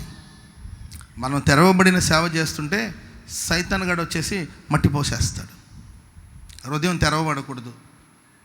నేనేమో మీ హృదయం తెరవబడాలని వాక్యం చెప్తూ ఉంటానా, శత్రువు వచ్చేసి మన్ను పోసేసి స్పందనే ఉండదు కొంతమందికి. ప్రైజ్ ది లార్డ్, హల్లెలూయా. ఆనందించండి, ప్రభునందు ఆనందించండి, కొంచెం నవ్వండి. అర్థమైందండి? నేనేమన్నా ఫోటోగ్రాఫర్నా చెప్పండి? ఈ ఫోటోగ్రాఫర్ కొంచెం నవ్వండి అంటుంటారు. నేను మొన్న ఎవరో ఫోటో దిగుతుంటే ఎవరో వచ్చారండి, ఫోటోగ్రాఫర్ ఎవరో తెచ్చారు. నాకే ఓపిక లేక తొందరగా వదిలితే చాలని అనుకుంటే కొంచెం నవ్వండి పాస్టర్ గారు, మీరు కొంచెం నవ్వాలి అంటే, పోరా బాబు ఎక్కడ దొరికా నువ్వు, కానీరా బాబు నాయన టైం అవుతుంది. పాస్టర్ గారు మీరు నవ్వాలి, ఇదిగో బేబీ పక్కన చిన్న బాబు ఉంటుందండి, బేబీ నీవు నవ్వాలంటే ఆ పిల్లకి ఏం తెలుసు చెప్పండి? అసలే బేబీ. అర్థమైందండి? ఆ బేబీ గోబీ మంజూరు, ఆ బేబీ స్మైల్ ఇవ్వాలి అంటుంటే నేనేమన్నా ఫోటోగ్రాఫర్నా చెప్పండి? ప్రభునందు ఆనందించండి అన్నప్పుడు మీరు ఆనందించాలి, అంతే. స్తోత్రం చెప్పండి గట్టిగా, హల్లెలూయా. హృదయం తెరవబడాలని ఈ పరిచర్య ఏం చేస్తుంటే శత్రువు వచ్చేసి మన్ను పోసి వెళుతుంటాడు. సంఘాన్ని పాడు చేయడానికి కోసం గుంట నక్కలు వస్తాయి. విశ్వాసపు మాటలు నేను చెప్తే అవిశ్వాసపు మాటలు కొంతమంది చెప్తారు. ధైర్యపు మాటలు నేను చెప్తుంటే అధైర్యపు మాటలు చెప్పి వెళ్తారు కొంతమంది. నేను మిమ్మల్ని ప్రోత్సహించి మిమ్మల్ని ఉత్సహింపచేసి మీ హృదయాలు తెరవబడి దేవుని కోసం మీరు గొప్ప కార్యాలు చేయాలని నేను ప్రోత్సహించి పంపిస్తే ఇవన్నీ ఒట్టివే, ఇవన్నీ జరుగుతాయా, ఇవన్నీ నమ్మొద్దని ప్రియులరా బలహీనపరిచి మాట్లాడే అపవాది సాతానుడు వచ్చి మన్ను పోసి వెళ్తాడు. అబ్రహాం యొక్క పరిచర్య మహిమ కలిగిన పరిచర్య, హృదయం తెరవబడే పరిచర్య, ఆ హృదయం నుండి విశ్వాసం ఉబుకుతున్న పరిచర్య, దైవభక్తి ఉబుకుతున్న పరిచర్య. ఆ పరిచర్యను మన్ను పోసి ప్రియులరా పూడ్చివేశారు, అంతే. అబ్రహాం పోయాడు, అబ్రహాం పరిచర్య పోయింది. మన్ను అనేది శరీర సంబంధమైన అనుభవాలు. Praise the Lord. ఆత్మ సంబంధమైన పరిచర్యలో శరీర సంబంధమైన కార్యాలు తీసుకొచ్చి పూడ్చివేస్తారు.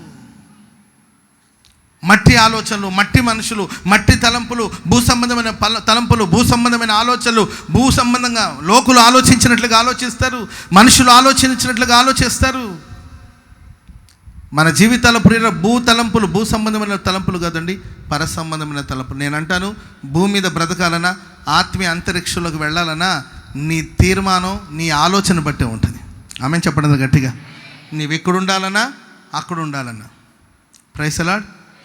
నీవు ఎక్కడ ఉండాలన్నా అక్కడ ఉండాలన్నా. ఆమె చెప్పడం గట్టిగా. కొంతమంది ఇక్కడ కూర్చున్నారు, కొందరు అక్కడ కూర్చున్నారు. Praise the Lord. కొంతమంది అక్కడ కుర్చీలో కూర్చున్నారు, కొంతమంది ఇక్కడ కుర్చీలో కూర్చున్నారు. హల్లెలూయా. వీళ్ళు ఇక్కడ కూర్చోవాలని నేను నిర్ణయించలే, వాళ్ళు ఇక్కడ కూర్చోవాలని నిర్ణయించుకున్నారు. అక్కడ కుర్చీ లేకపోయినా తెచ్చుకొని కూర్చున్నారు. వాళ్ళు నిర్ణయించుకున్నారు, వాళ్ళు తప్పని నేను అనట్లా. మీరు వాళ్ళని విచిత్రంగా చూడొద్దు. మీరు ఎక్కడ ఉండాలనేది మీరే నిర్ణయించుకోవాలి. ఆమె చెప్పడం గట్టిగా. ఇప్పుడు అస్సలు కుర్చీలో లేదు, అక్కడ కూర్చుని పాప వాళ్ళు ఎక్కడో ఎవరిని అడుగున్నారో ఏంటో మరి మొత్తం మీద ఈడ్చుకొని తీసుకొచ్చి పాప వాళ్ళకే ఓపిక లేదు. వాళ్ళు బైబిల్ పోయడమే వాళ్ళ కష్టం. బైబిల్ చంకన పెట్టుకొని కుర్చీ ఒకటి తీసుకొని వాటర్ బాటిల్ ఈ చంకన పెట్టుకొని కుర్చీలో పట్టుకొచ్చి ఇక్కడ కూర్చొని మొత్తం మీద వాక్యాన్ని వింటారు. ఇక్కడ కూర్చొని వినాలని వాళ్ళు నిర్ణయించుకున్నారు. భూమి మీద ఉండాలన్నా పరలోకంలో ఉండాలన్నా నిర్ణయించుకోవాల్సింది ఇవే. చప్పట్లు కొడతాం గట్టిగా గట్టిగా గట్టిగా. నిర్ణయమే. Praise the Lord. మనుషులు మట్టి వేసి పూడుస్తారండి, పూడి చేశారు, పరిచర్యను పూడి చేశారు, ఆ మహిమ పోగొట్టారు, ఆత్మీయతను పోగొట్టారు, ఆత్మీయ అంతరిక్షాన్ని పోగొట్టారు, పూడి చేశారు. ఇదే పనిలో ఉంటారు వాళ్ళు. ఇస్సాకు ఏం చేశారు తెలుసండి? ఇస్సాకు ఏం చేశారంటే వాళ్ళ నాన్నగారు ఉన్న రోజులో పూడ్చిన ఆ మట్టినంతా బయటికి తీసి, ఆ శరీర సంబంధమైన క్రియలను బయటికి తీస్తే నీళ్ళు ఇంకా లోపల ఉంది. మీలో ఉందండి లోపల. ఆమె చెప్పడం గట్టి. జీవం ఉంది మీలో, శక్తి ఉంది మీలో, విశ్వాసం ఉంది మీలో, జ్ఞానం ఉంది మీలో, భక్తి ఉంది మీలో. ఏదో కారణాల వల్ల పూడిపోయిందేమో, పూడి చేశారేమో మనుషులు. ఈ ప్రశస్త వేళ మీరు మరలా మీ హృదయాన్ని తెరవగలిగితే ఆ హృదయం నుండి ఉబ్బకబోతుందండి. జీవజలాలను దేవుడు ప్రవహింపజేయబోతున్నాడు. ఉబ్బుకుతున్నప్పుడు మరలా వాళ్ళు వచ్చారండి.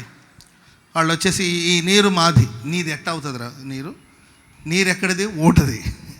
నీరు ఈ ఊరు మాది, నీరు మాది అని అంటే ఏమని పేరు పెట్టాడమ్మా? ఏషేకు అంటే అర్థం ఏంటి? జగడం ఎందుకని ఆ బావిని వదిలేసి ఇంకొక చోటుకి వెళ్ళి ఇంకొక బావి తీశాడు. దానికి ఏమని పేరు పెట్టాడమ్మా? షిత్న అంటే విరోధము. షిత్న అనే మాట సాతాను అనే దగ్గర నుండి వచ్చింది.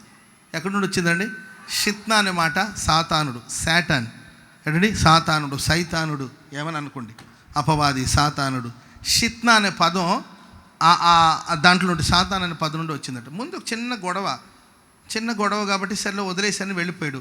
రెండోదికి ప్రియులరా, మరలా ఎందుకు గొడవకు వచ్చారు? ఎందుకు ఈ ప్రాబ్లం రిపీట్ అవుతుంది? Praise the Lord. అంతే కదండి. ఒకసారి కళ్ళు తిరిగి పడిపోయి ఉంటే సరే, కడుపు ఆకలేసి కింద పడ్డామని అనుకోవాలి. నువ్వు మరలా కళ్ళు తిరిగి పడిపోతుంటే వెంటనే ఏం చేస్తారు? ఒకసారి వెళ్ళి బ్లడ్ టెస్ట్ చేసుకుందాము, మనకేమైనా పంచదార ఏమైనా అటాక్ అయిందో అనుకుంటారు కదా. ఒకసారి కళ్ళు తిరిగి పడ్డారు. ఎందుకు కళ్ళు తిరిగి పడ్డారంటే సరే నేను ఫాస్టింగ్ ఉన్నాను కాబట్టి పడ్డాను అనుకోవచ్చు. మరలా ఊరికి పడుతుంటే మరి గమనించుకుంటారు కదండి, ఎవరైనా గమనించుకుంటారు కదా. సరే బావి దగ్గర గొడవకు వచ్చారు కాబట్టి పర్వాలేదు. మరి ఏంటి మరలా వస్తున్నారంటే దీని వెనకాల ఎవరో క్రియ చేస్తున్నారని కొంచెం ఆలోచిస్తే అతను చేసి దీని వెనకాల సాతానుగాడు పనిచేస్తున్నాడు. అందుకే దీని పేరు షిత్న. Praise the lord. అర్థమైందండి? సాతానుగాడు క్రియలేదు. అట్లుందా, చెప్తాను నీ సంగతి అని మళ్ళీ ఇంకో చోటుకి వెళ్ళి బావి త్రవ్వాడండి.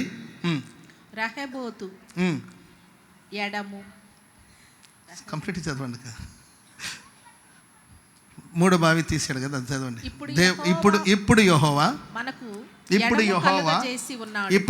మనకు ఎడము కలుగు చేసి ఉన్నాడు గనక ఈ దేశమందు అభివృద్ధి పొందుదును అనుకుని రెహబోతు అని పేరు పెట్టాడు. యెహోవా మనకు ఇప్పుడు ఎడమును కలుగు చేస్తున్నాడని రెహబోత్ అని పేరు పెట్టాడు.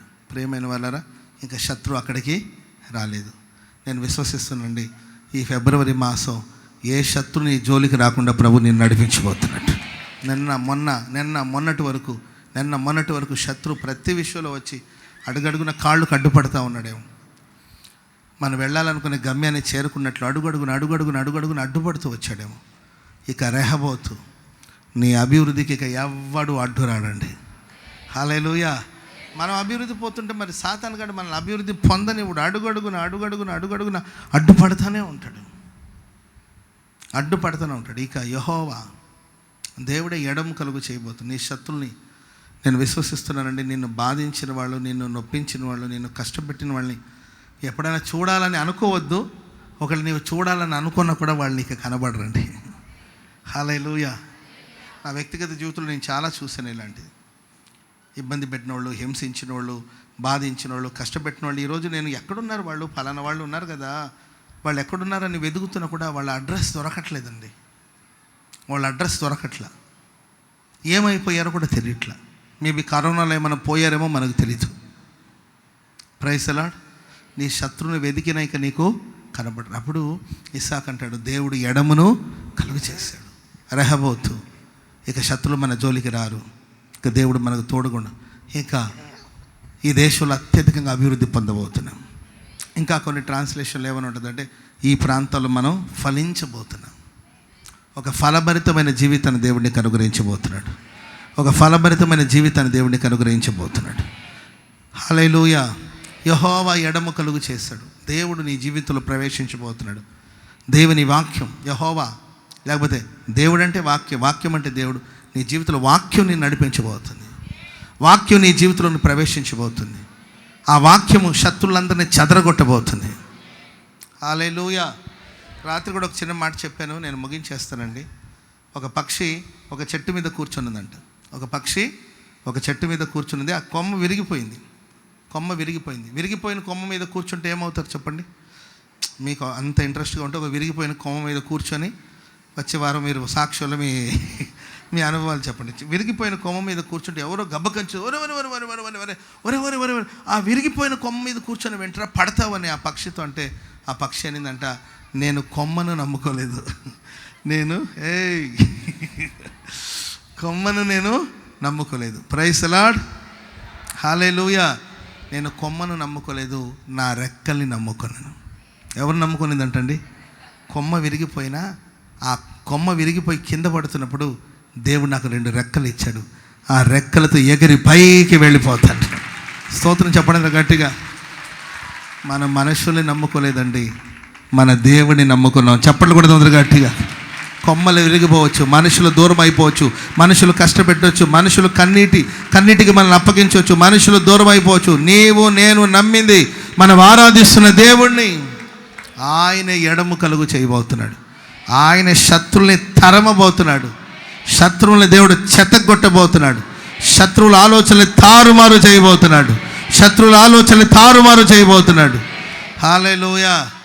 ఇక పొందుకో వృద్ధి. Praise the Lord. ఇంకా నీ అభివృద్ధికి ఏ అడ్డు ఆటంకాలు లేవు. ఆశీర్వాదాస్పదముగా ప్రభు నిన్ను మార్చబోతున్నాడు. దేవుడి మాటలు మన వెనుకడిలో స్థిరపరిచి ఆశీర్వదించుగాక.